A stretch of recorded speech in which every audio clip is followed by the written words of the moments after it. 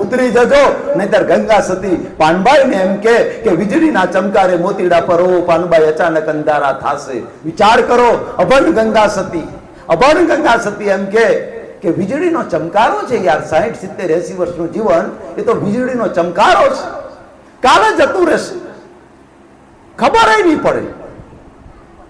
આજે મનહરભાઈ 57 વર્ષ થયા, એક આમ ડોક્યું મારું, 57 વર્ષ પાણીની જેમ જતા રહ્યા, ખબર ના પડી. ચિંતન કરજો કે 57 વર્ષમાં મેં શું કર્યું. આ જિંદગીના ચોપડામાં સરવાળો મારજો, મનને મહેતાજી કરી કામે લગાડજો. આ જિંદગીના ચોપડામાં સરવાળો મારજો, જમાને ઉધારતનો કાઢજો તફાવત. કેટલી કમાણી કરી, કેટલું કર્યું દેવું. આ જિંદગીના ચોપડામાં સરવાળો મારજો. બધા અહીંના સરવાળા આપણે કર્યા, પણ આ જે સરવાળો આપણી જોડે આવવાનો છે, જે સિલક મારી તમારી જોડે આવવાની છે, એમાં આપણે ના જાગ્યા યાર. એટલે હું કહું છું પછી કે રચકન તારી રજડશે જેમ રણમાં રજડે રેત. અરે રચકન તારી રજડશે જેમ રણમાં રજડે રેત, હજી છે બાજી હાથમાં, ચેત ચેત નર ચેત. આપણા સંતો મહાપુરુષે જો વાત કરી યાર.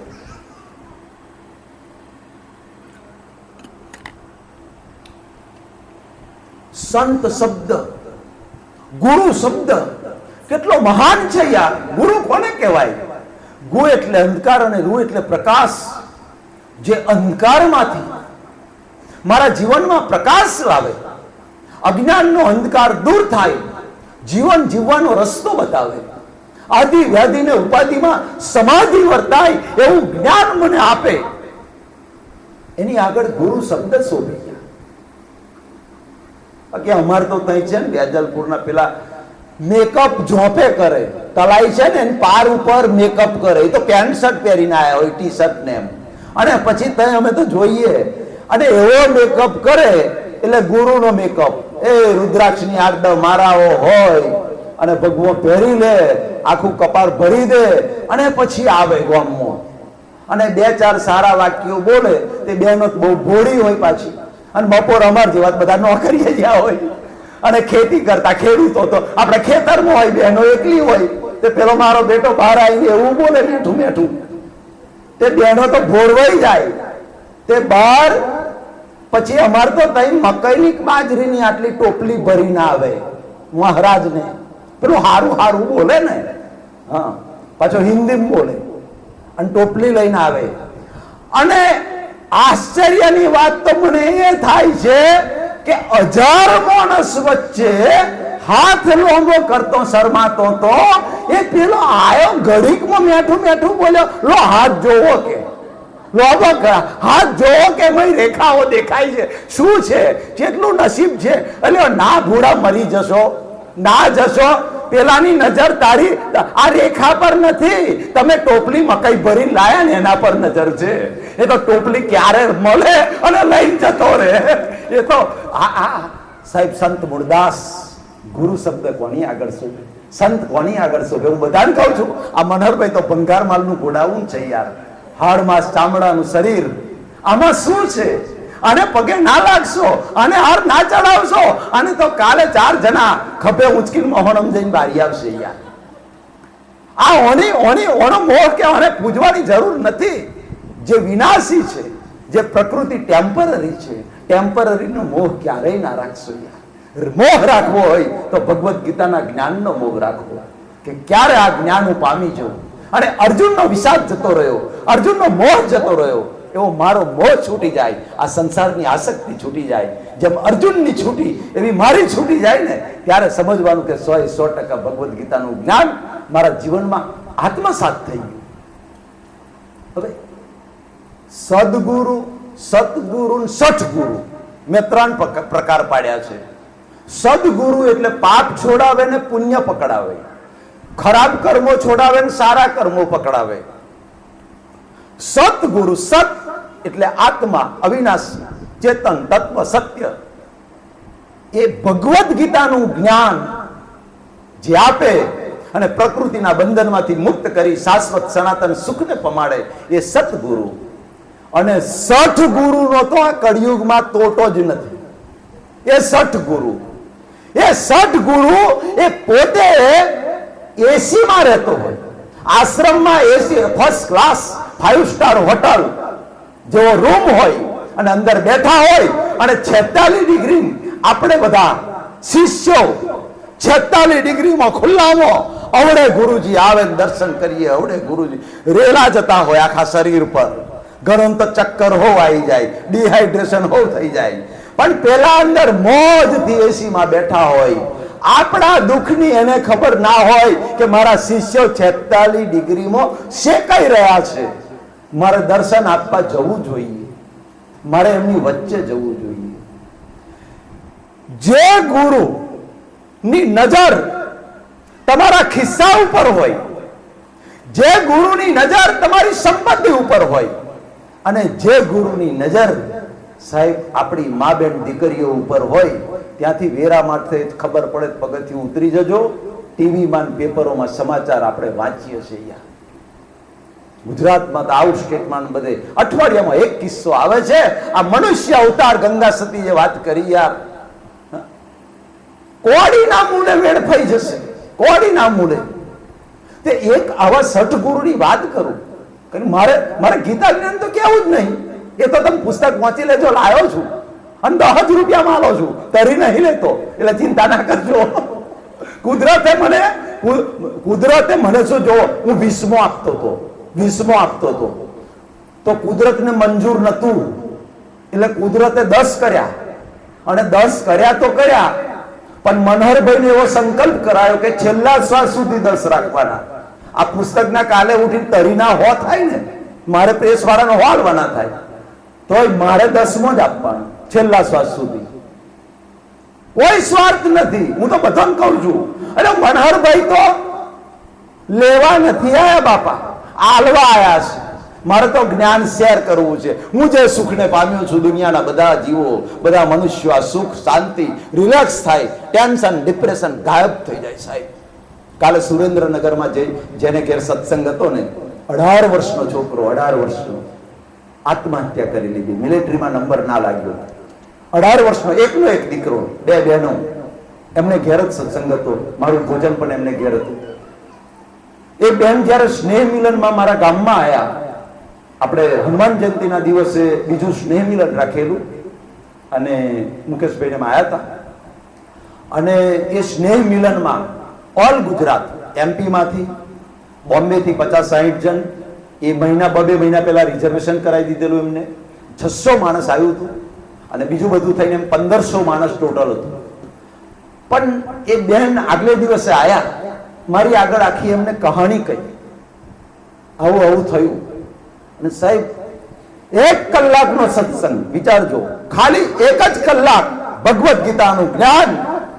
એ બેનના આંસુ કાયમને માટે લૂછાઈ ગયા યાર. કાલે હું ગયો, બેન હસતા હતા, ખુશ હતા. આ તાકાત છે ભગવદ્ ગીતાના જ્ઞાનની અંદર. બાકી એકનો એક દીકરો 18 વર્ષનો, અને તે ગળે ફાંસો ખાઈ લીધો ખેતરમાં જઈ. કેમ? મિલિટરીમાં નંબર ના લાગ્યો. મારે સૈનિક થવું હતું, મારે દેશ માટે લડવું હતું. મને એક દાંત ભાગલો હતો, રિજેક્ટ કર્યો, અને ઘેર આવ્યો. બીજા દિવસે ખેતરમાં જઈને લટકી ગયો, અને મેસેજ કરી દીધા બધાને. વિચાર, મને મેસેજ કાલે વંચાયા બધા જ. એની બે બહેનો હતી, અમને મને કે સાહેબ જો આ બધા મેસેજ એને કરેલા. મારા આંખમાં પાણી આવ્યું. કહેવાનો ભાવ સઠગુરુની વાત કરું છું. એ પુસ્તકની વાત કરી મેં. 10 રૂપિયામાં જે પુસ્તક એ વાંચી લેશો ને, તો આજે હું બોલું છું એમ જ સડસડાટ ઉતરી જશે. અને વિડીયો સાંભળજો રોજ સાંજે 7 વાગે, એ છેલ્લે કહીશ તમને. પણ આવા એક બની બેઠેલા ગુરુ, એમને સેવા કરાવવાનો બહુ ચહકો લાગ્યો હોય. ખ્યાલ આવ્યો? શિષ્યો પાસે સેવા કરાવવી. 2 શિષ્યો હતા, 2.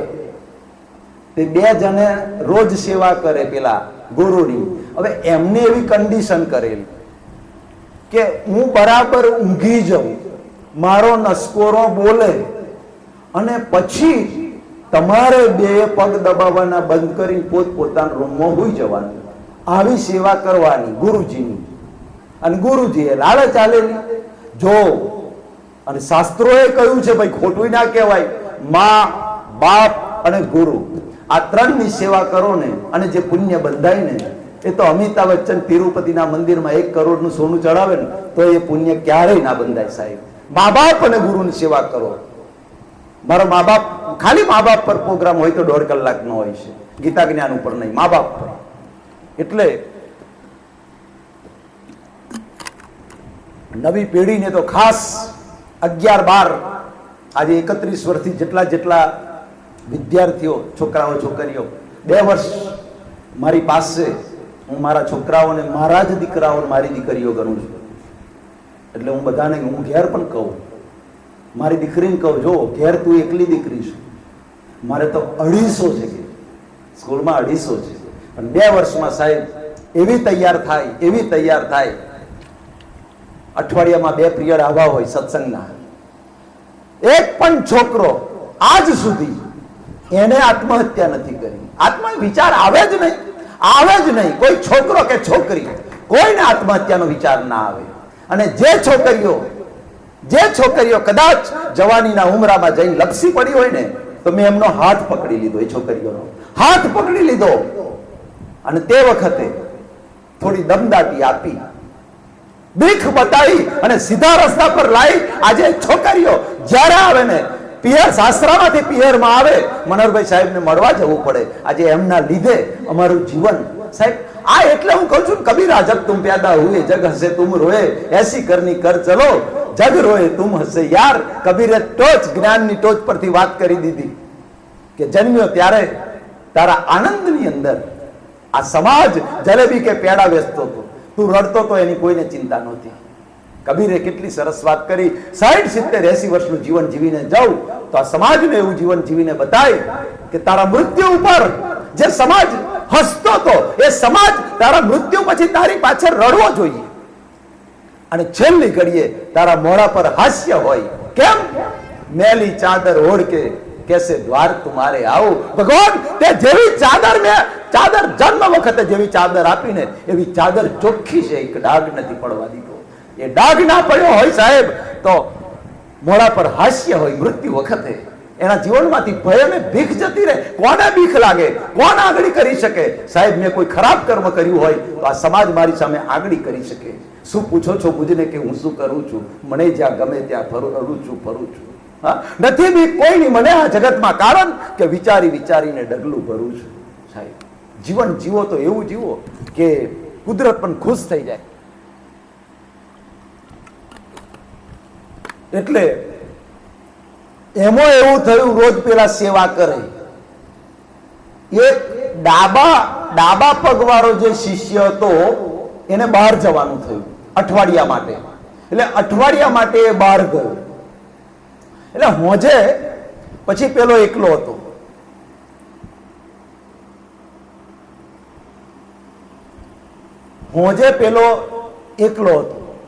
એટલે ગુરુએ રિક્વેસ્ટ કરી, ભાઈ આજે ડાબા પગવાળો નહીં, અઠવાડિયા માટે બહાર ગયો છે, તો એ પગ તું દબાઈ લે. પેલો કે ના દબાવું, કે તમે જ ભાગ પાડી આલ્યા છે, કે જમનો તારો ડાબો એનો, એટલે એના પગને હું દબાવું નહીં. કે ના માન્યું. કે હાર ભાઈ, એમ કરતો પેલો તો એનો જમનો પગ દબાવતો હતો, અને દબાવતો ધીરે ધીરે ગુરુજીનો નસકોરો બોલવાનો ચાલુ થયો. પેલાને લાગ્યું કે હા, હવે ગુરુની ધરની બરોબર ચાલુ થઈ શકે છે. અને એવામાં ગુરુજી પાહુ ફરવા ગયા. એટલે ડાબો પગ સીધો પેલો જમનો ચેલો હતો એના લબોચોમ પડ્યો, અહીં સીધો ગાલ ઉપર. હવે એ મારો બેટો 180 ડિગ્રીના ગુસ્સા વાળો હતો. તારો માલિક હાજર નથી, તારા માલિકની ગેરહાજરીમાં તું મને લાત મારી જાઉં કે આ તારી તાકાત? ઉભો રે, તારો રાગ કરું છું. ખૂનામાં હાથ ગોઠાડી લાકડી પડેલી, એ લાયન ફરી વળ્યો. પેલો રાજો પાડે ગુરુ, અલ્યા રેવા શું દે કે છે?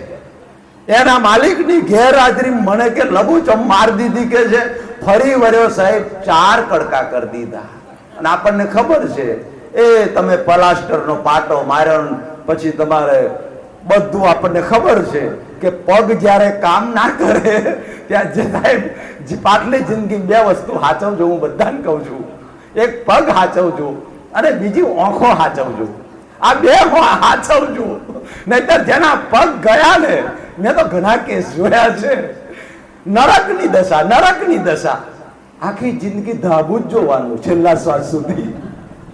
તમે જોજો, જેના પગ ગયા પલંગમાં ધાબુ જ જોવાનું, ઉપર ધાબુ જોવે એ છેલ્લા શ્વાસ સુધી.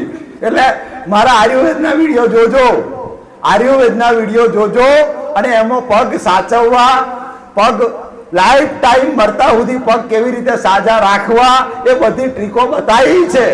બધા 1700 વિડીયો છે, એક બે નથી, 1700 છે.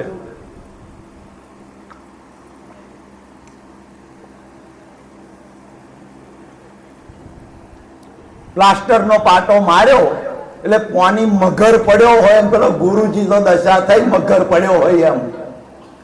6 દાડા થયા એટલે પેલો ડાબા પગ વાળો જે ચેલો છે એ આવ્યો. તો એને એમ થયું કે યાર અઠવાડિયું થયું ગુરુજીના દર્શન કર્યા નહીં, લાઈ પેલો દર્શન કરી આવું ગુરુજીના. તો દર્શન કરવા ગયો, જેવું બાઈનું ખોલ્યું એટલે એને તો એનો પગ જોયો, આખો પ્લાસ્ટરનો પાટો મારેલો હતો, અને પેલો તો 6 પાટ ગુરુ તો પડેલો. જઈને વાત કરી, આ મારા પગની દશા શું કરી તમે કે મારી ગેરહાજરીમાં? એટલે આખી શરૂઆતથી એન્ડ સુધી પેલે હિસ્ટ્રી કઈ. આ ગુરુને વિનાશ કાળે વિપરીત બુદ્ધિ હુંજી, કમત હુંજી, તે આખી હિસ્ટ્રી કઈ. તે પેલો 180 ડિગ્રી ગુસ્સા વાળો હતો, આ 360 પૂરેપૂરો ગુસ્સા વાળો. અરે ગુરુજી મારી ગેરહાજરી મારા પગના 4 કડકા કરે, હું હો જવ એવો નથી, હું વ્યાજ હાથે પાછું આલું કેશ. અને એ જ ખૂણામાંથી હાથ ગોઠ્યારી લાકડી કાઢી એને 4 કડકા કર્યા, એના પગના 8 કડકા કર્યા. ઓ ભૂડા રહેવા દે, મારો પગ છે, અરે તમે જ વેચી આલ્યા છે કે? ફરી ભર્યો, 8 કડકા કરી દીધા. આ ગુરુની દશા થાય સાહેબ, 60 ગુરુની આવી દશા થાય. પણ સંત મૂળદાસનો એક પ્રસંગ મારે કહેવો છે. અત્યારના જમાના પ્રમાણે ગીતાનું જ્ઞાન તો વિડીયો સાંભળી લેજો યાર, હજુ તો આખી જિંદગી સાંભળવાની છે. બધા સર્ચ કરીને સાંભળવા માંડજો જૂના વિડીયો. આજે મને લાગે 290મો એપિસોડ હશે આજનો.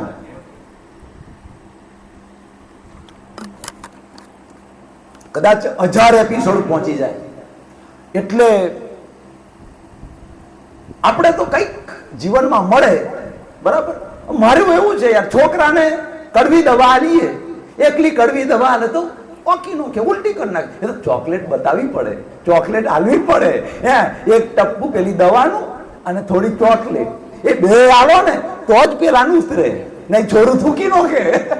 એટલે બહુ ઊંડા નહીં ઉતરી જવાનું આપણે, એકદમ બહુ ફિલોસોફી મારે આલવી નથી. એ તો વિડીયો મોભરી લેજો. પણ સરોવર તરુવર સંત જન ચોથા બરસે મેં પરમારથ કે કારણ ચારો દરિયા દે. યાર વાત કરો, સરોવર પોતાનું પાણી બીજા પી જાય યાર. તરુવર 45 ડિગ્રીમાં લીમડો તાપ સહન કરે અને એના છાંયડા નીચે હું તમે ઘસઘસાટ ઊંઘી જઈએ, શીતળ છાંયડો આપે. ચોથા વર્ષે મેં વરસાદ બીજાના માટે વરસી જાય, આપણે મજા કરીએ, ખેડૂતો એનાથી અનાજ પકવે, પોતે વહી જાય, દરિયામાં મળી જાય. સંત શબ્દ તો સાહેબ કેટલો વજનદાર છે. એ સામાન્ય શબ્દ નથી કે સંત શબ્દ ના લગાડાય. જેની તેની આગળ જે ઉઠાય આગળ સંત. 108, 1008, 10008. એટલે 12મો અધ્યાય ગીતાનો વાંચો, એના લક્ષણો ચાલે છે અત્યારે. આજે આવતીકાલના વિડીયોમાં 7મું લક્ષણ છે. આ લક્ષણો ચેક કરો, ચેક. આ લક્ષણોમાંથી મારામાં કેટલા લક્ષણો છે? ભગવાને 12મા અધ્યાયમાં કહ્યું આ લક્ષણો વાળો ભક્ત મને પ્રિય છે. હવે ઓમોનું એકેય લક્ષણ ના હોય અને આગળ તમે સંત શબ્દ લગાવી દો, સહેજ આપણે હરી કરીએ ને તા પેલા ફેનિયા હાપની જેમ આમ ફેન મળે. તમે જોજો, હરી કરી જોજો સહેજ. હા, ટેસ્ટ કરવો હોય તો 12મા અધ્યાય ગીતાના 12મા અધ્યાય પ્રમાણે આનામાં લક્ષણો છે કે નહીં એ ચેક કરવું હોય તો એક હરી કરવાની. તમે કહેશો મનોહરભાઈ હરી એટલે શું? હરી શું કરવાની? હરી એટલી કરવાની, બધા પગે લાગે ને તો તમાર પગે નહીં લાગવાનું, તમાર પગે નહીં લાગવાનું. બધા દક્ષિણા મેલે, આપણે કશું નહીં મેળવાની દક્ષિણા. એ ફેનીઓ જેમ ઓમ કરીને ફેન મળે ને, તમારું હોમું જોશે ને તો કોબરા હાફ જેવો આમ રાતો પીરો થઈ જશે. હા, પગે ના લાગ્યો, મળે દક્ષિણા ના મેલી. સાહેબ એની નજર તો કઈ હોય ખબર? દક્ષિણા પર જ હોય. આ હું ગપ્પુ નહીં મારતો, 30-35 વર્ષ બધે ફર્યો બહુ, તે બધે જોતો તો ઓબ્ઝર્વેશન તો હું જોઉં બધું. સંત મુરદાસ અમરેલી સાહેબ, સંત શબ્દ કોની આગળ શોભે? મુરદાસ એક દિવસે સંધ્યાકાળના સમયે જંગલમાં, ઘોર જંગલની અંદર જાય. સંધ્યાકાળનો સમય, અને એક કુવા ઉપર એક 18 વર્ષની એક દીકરી એ કુવા ઉપર ઊભી હોય. મુરદાસે જોયું કે ઘનઘોર જંગલ, અને આ જંગલમાં દીકરી કુવા ઉપર કેમ? સાહેબ સંત હૃદય કહેવાય. માનું હૃદય અને સંતનું હૃદય એક સરખું હોય. દીકરાનું દુઃખ કોઈ પણ આ દુનિયાની માં ના જોઈ શકે, પોતાના દીકરાનું દુઃખ. અને સંત હોય એ કોઈ જીવનું દુઃખ ના જોઈ શકે, એને સંત કહેવાય. જઈને પૂછ્યું, બેટા કુવા ઉપર સંધ્યાકાળ થઈ, હવે ઘેર જતી રહે તું, અહીંયા શું કરવા ઉભી છે? ત્યારે એ આ સત્ય ઘટના કહું છું, ઇતિહાસના પાના પર લખાયેલી ઘટના, મુરદાસના જીવનની. ત્યારે દીકરીએ કહ્યું કે હું આત્મહત્યા કરવા માટે ઊભી છું. બસ અંધારું થાય એની રાહ જોઉં છું. અંધારું થાય એટલે કુવામાં ભૂસકો મારી અને મારે મારા જીવને છોડી દેવો છે, આત્મહત્યા કરી લે, મારે નથી જીવવું. મુરદાસ તારા પર બેટા કયા એવા મુશ્કેલીના ડુંગર તૂટી પડ્યા કે તું ભયંકર પાપ કરવા બેઠી છે.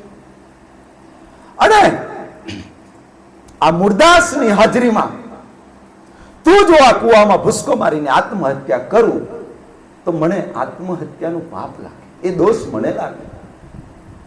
સંત શું? સંતની હાજરીમાં કોઈ જીવ દુખી ના થવો જોઈએ, એનું નામ સંત કહેવાય. એટલે એને કહ્યું તું આત્મહત્યા નહીં કરી શકે, હું તારે ઘેર તને મૂકવા આવું, ચાલ.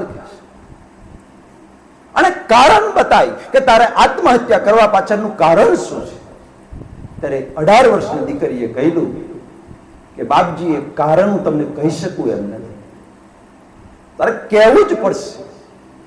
કાં તો આત્મહત્યા કરવાનું છોડી દે, વિચાર પડતો મૂક, કાં તો એનું કારણ જણાય. બાકી જ્યાં સુધી તું અહીંયા ઊભી છું ત્યાં સુધી મુરદાસ ઉભો રહેશે, તને પડવા નહીં દે કુવા. સાહેબ ત્યારે 18 વર્ષની દીકરીએ મુરદાસને વાત કરી કે બાપજી યુવાનીના ઉમરામાં પગ મૂકતા એક મારાથી ભૂલ થઈ, એવી ભયંકર ભૂલ થઈ.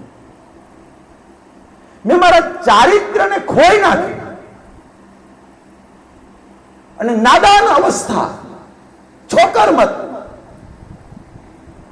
યુવાનીને હું જીરવી ના શકી. મારા પેટની અંદર 7 મહિનાનો ગર્ભ આકાર લઈ રહ્યો છે.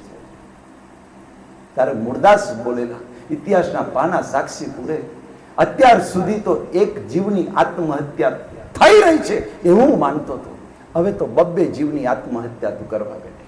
અને આ મુરદાસ હોય, મુરદાસની હાજરીમાં 2 જીવ આત્મહત્યાને પામે, એ ક્યારેય ના બની શકે, ક્યારેય ના બની શકે. સાહેબ એ 18 વર્ષની દીકરીને પકડી લીધી. પછી ઇતિહાસ એવું કે મુરદાસે પૂછ્યું કે બેટા તું આશ્રમમાં મારે ત્યાં આવતી રહી, પણ દીકરીએ ના પાડી. કાં તો મારા મા બાપ મને સ્વીકારે તો હું ઘેર જાઉં, કાં તો કુવામાં પડીને આત્મહત્યા કરું. ત્યારે મુરદાસે પ્રશ્ન પૂછ્યો કે તારા મા બાપ સ્વીકારે એવો કોઈ રસ્તો છે તારી પાસે? એક રસ્તો છે. મારા મા બાપે મને એવું કહ્યું છે કે તારા પેટમાં જે પાપ છે, પાપના બાપનું નામ કે તો અમે તને ઘરમાં પેસવા દઈએ, દાખલ થવા દઈએ.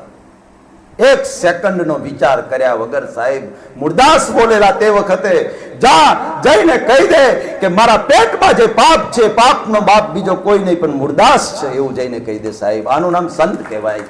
સંત શબ્દ તો કેટલો મોટો છે. સંત મનોહરભાઈ એવું લખી દેવાતું હશે યાર, ના લખાય આગળ સંત શબ્દ. આને સંત કહેવાય. એકલા ભગવા પહેરી દેવાથી સંત નથી થવાતું. સંત એ તો તમારી જીવન શૈલી છે. સંત એ બહારની પરિભાષા નથી. બહારની પરિભાષાને અને સંત શબ્દને નયે ધોયે સંબંધ નથી.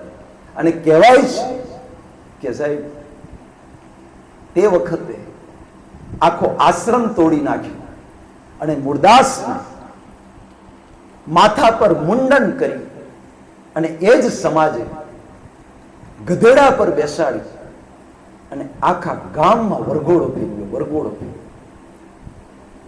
ત્યારે એક જ્ઞાની પુરુષ જોઈને હસતા હતા. મુરદાસ પણ હસતા હતા. જો ભગવદ્ ગીતાની વાત સમભાવ એ યોગ છે. આ સમાજના સર્ટિફિકેટની ક્યારે અપેક્ષા ના રાખશો. આ સમાજ તો સ્વાર્થ હશે ને તો તમને ફૂલોથી પૂજશે યાર, ફૂલોનો હાર પહેરાવશે. અને સમાજ જ્યારે એનો સ્વાર્થ મટી જશે ને ત્યારે ખાહડોનો હાર પહેરાવશે, ચંપલનો હાર પહેરાવશે. માટે સમાજના સર્ટિફિકેટની અપેક્ષા ક્યારેય ના રાખશો. સર્ટિફિકેટની અપેક્ષા રાખવી હોય તો માત્ર કુદરતનું સર્ટિફિકેટ માંગે. કુદરત મને સર્ટિફિકેટ આલે યાર. આ સમાજ મને શું હેસિયત છે, લોકો મને શું સર્ટિફિકેટ આપે. જામનગરના જામ સાહેબ, એમને ખબર પડી કે મુરદાસ આવો પાપી છે. જામનગરના જામ સાહેબ એ મુરદાસના શિષ્ય હતા. અને જેવી ખબર પડી કે આવું ખરાબ કૃત્ય કર્યું છે મુરદાસ, અને ઇતિહાસ એમ કે કંઠી એમને તોડી નાખી. મુરદાસની જે કંઠી પહેરેલી એ કંઠી એમને જામ સાહેબે તોડી નાખી. અને પછી થોડા સમય પછી મુરદાસને ખબર પડી કે વિભૂતિ યોગમાં, ભગવદ્ ગીતાના વિભૂતિ યોગની અંદર કૃષ્ણ ભગવાન એમ કે મનુષ્યોમાં રાજા એ હું છું, મનુષ્યોમાં રાજા એ મારો અંશ છે, મારી વિભૂતિ છે. મુરદાસને થયું કે આ સમાજ મને ના સમજી શક્યો, પણ ગીતામાં જેને પોતાની વિભૂતિ કહી, પોતાનો અંશ કહ્યો, એ રાજાએ મને ના ઓળખી શક્યો ને કંઠી તોડી નાખી. પછી કહેવાય છે કે જ્યારે વિચરણ કરતા કરતા મુરદાસને કાઢી મૂક્યા ત્યાંથી, અને પછી એ વિચરણ કરતા કરતા ગયા, ત્યારે જામ સાહેબ નવા ગુરુની કંઠી બાંધવાની વિધિમાં બેઠેલા હતા. નવા ગુરુની. ત્યારે ખબર પડી, કહેવાય છે કે બહાર એક બિલાડી, મરેલી બિલાડી હતી ને એના 3 બચ્ચા ભૂખથી ટળવડતા હતા. અને બિલાડી લઈ અને જામ સાહેબ પાસે જઈને કહ્યું કે જામ સાહેબ મારી કંઠી તોડી નાખી, એનો વાંધો નથી, મને કોઈ હર્ષ શોક નથી, પણ આ જે બિલાડી છે, બિલાડી મરી ગઈ છે અને એના 3 બચ્ચા ટળવડે છે, દૂધ વગર ટળવડે છે. તારા ગુરુને કે આ બિલાડીને જીવતી કરે. ઇતિહાસમાં જે લખ્યું છે એ કહું છું. અને કહેવાય છે કે એ બિલાડી જીવતી ના કરી શક્યા, પણ મુરદાસે કહેવાય છે કે અંજલિ છાંટી અને એમાં પ્રાણ પૂર્યા. અને જે બિલાડીમાં પ્રાણ આવ્યા એટલે આ તા રાજા વાજાને વદરો યાર. એટલે પેલા મહારાજની જે કંઠી પહેરેલી એ તોડી નાખી અને લો મુરદાસને કહ્યું હવે તમે બોધ દો. સાહેબ આ સમાજને કઈ પહોંચી વરાય ના પહોંચી વરાય. એટલે ગીતામાં કદાચ ભગવાન બોલ્યા હશે, અર્જુન કામ, ક્રોધ અને લોભ એ 3 નરકના દ્વાર છે. ગીતામાં હું 15 વર્ષનો હતો ત્યારથી આ શ્લોક મને બહુ ગમે છે. કામ, ક્રોધ અને લોભ એ 3 નરકના દ્વાર છે. ડાયા માણસે એ ત્રણેયનો ત્યાગ કરવો જોઈએ, આવું કહ્યું છે. એટલે હું કહું છું કે અદના હો યા આલા હો સબકો લौट जाना है, मुफलिस हो तवंगर का मौत ही ठिकाना है, जैसी करनी वैसी भरनी आज किया कल पाएगा, चढ़ता सूरज धीरे धीरे ढलता है ढल जाएगा। यार हिटलर, नेपोलियन ने सिकंदर नो सूरज कायम माथा पर નથી ટક્યો તો હું તમે કયા જાતનું ખોડી મારું યાર। કોઈ દિવસ અહંકાર, મારી પાસે સત્તા છે, મારી પાસે સંપત્તિ છે, મારી પાસે પૈસા છે, બધું જ છે, કુદરત કહે છે તારા પુણ્યનું તું વાપરું છું, વાંધો નથી વાપર, તારું છે ને તું વાપર, પણ અંદર અહંકાર ઉભો ના થવા દઈશ। એટલે હું Bhagavad Gita art of action નથી, સમજો, Bhagavad Gita art of vision છે। આ બધા ભડકે છે એટલે આ ખાસ હું દરેક સત્સંગમાં કહું છું કે ભગવદ ગીતા કોઈને ધર્મ નથી બદલાવતી, ભગવદ ગીતાનું જ્ઞાન કોઈને સંપ્રદાય નથી બદલાવતા, ગુરુ, ભગવાન, મંદિર, મંત્ર કશું જ બદલવાનું નથી। અને હું તો કહું છું કોઈ કહે તોય નહીં બદલવાનું। હું જેને માનતો હોય એને, હું માતાજીને માનું છું, શંકર ભગવાનને માનું છું, સ્વામિનારાયણ ભગવાન, એ તો મારો કુળ ધર્મ છે, હું લઈને આવ્યો છું, છોડવાની જરૂર નથી। કૃષ્ણ ભગવાને અર્જુનને કશું નથી છોડાયું અને કશું નવું પકડાયું નથી।